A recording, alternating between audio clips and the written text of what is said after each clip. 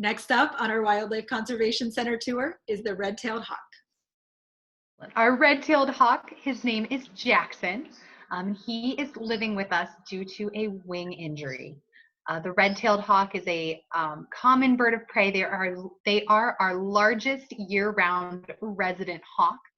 You can tell that a bird is a red-tailed hawk typically because of their tail.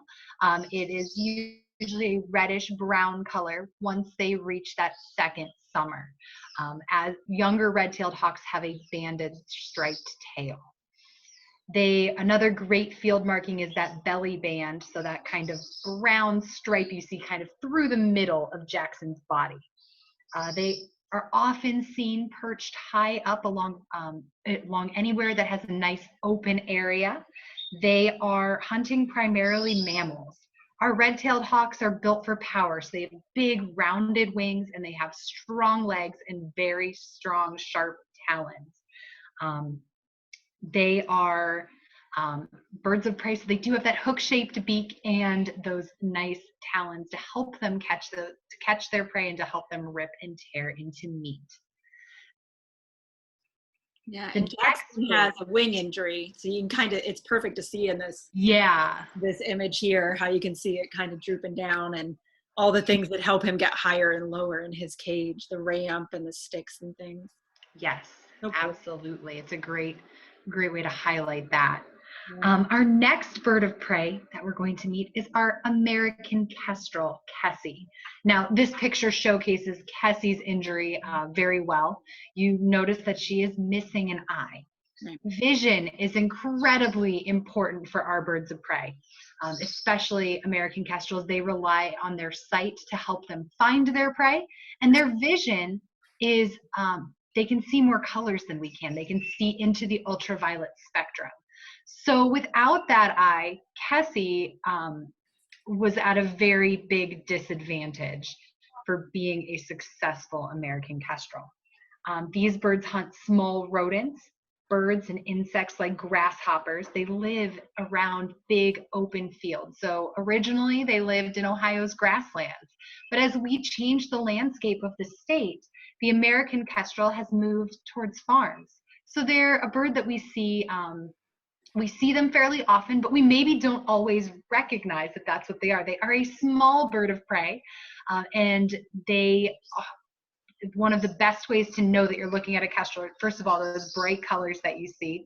They are a falcon, so they have that black stripe by their eyes, but they also bob their tail up and down, and that's a great way to identify that you're looking at a kestrel. Absolutely. Our next bird of prey that we're going to meet is our eastern screech owl. So we have two eastern screech owls at the Wildlife Conservation Center. And the first is Rufus. Rufus is a red-faced eastern screech owl. He's the same species as our other eastern screech owl, Oliver, who is a gray-faced eastern screech owl. Those two different colors help them to blend in the wild. Now, they have vision damage, which is why they live with us. It's very difficult for them to judge how far away or how close something is. They were both hit by a car, which is one of the #1 reasons why we see adult birds of prey at our wildlife hospital.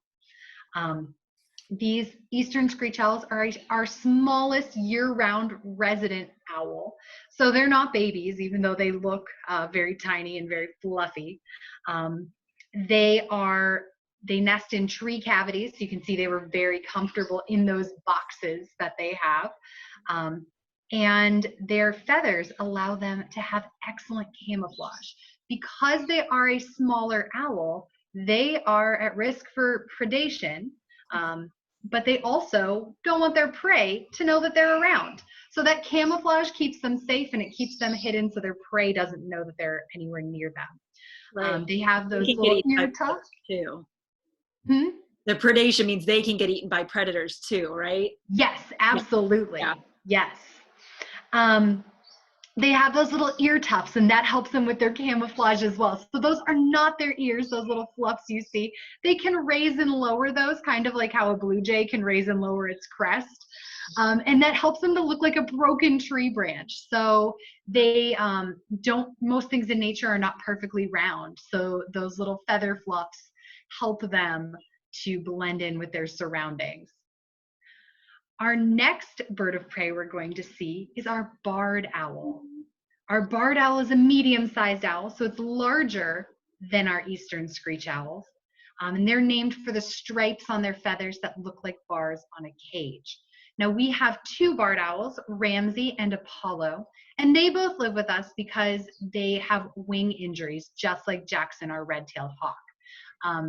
So they were hit by cars, and their wing injuries prevent them from being able to fly and maneuver in all of the ways they need to move in the wild.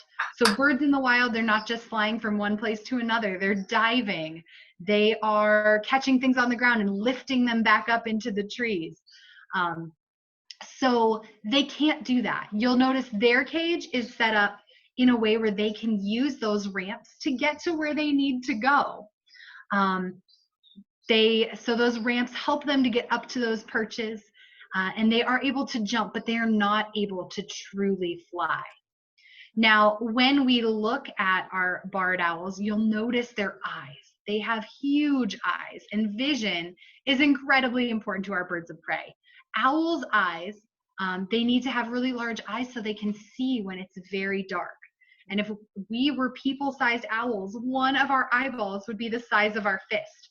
So because of the size and the shape of their eyes, they can't move their eyes the way we can. So they can move their head 270 degrees, 135 in either direction, to help them see help them see what's around them and to help them find their prey.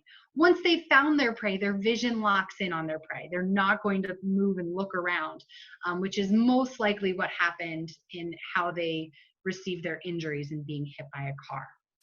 So they can turn their head and look directly behind them almost in both directions. Yes, amazing. Very cool. Our next owl, or our next bird of prey, is also an owl. It is our great horned owl. So we have two great horned owls. We have Grimble, who is pictured here, and then we have Owlia. Grimble's been living with us longer. He's this owl right here in the box. He's doing his best long owl impression, very tall, so they can kind of contort their bodies to help them blend in. You'll see he has amazing camouflage there as well. So that helps him to stay hidden from things he wants to eat. There's really not much out there that wants to eat a great horned owl. They are amazing predators. You can see his talons. They're very long. They're several inches long, and they're very sharp. Those feet he can squeeze with over 500 pounds of pressure per square inch. That means he can squeeze onto something very, very tightly, and it makes it very difficult for his prey to get away. Now, Owlia is in the far end, so we're going to zoom in on her. She has not been with us as long, and she's a little bit more nervous. So she will demonstrate that she truly cannot fly. They both live with us also due to wing injuries. You may see that one part of her wing is a little bit shorter than the other. So she is actually missing a portion.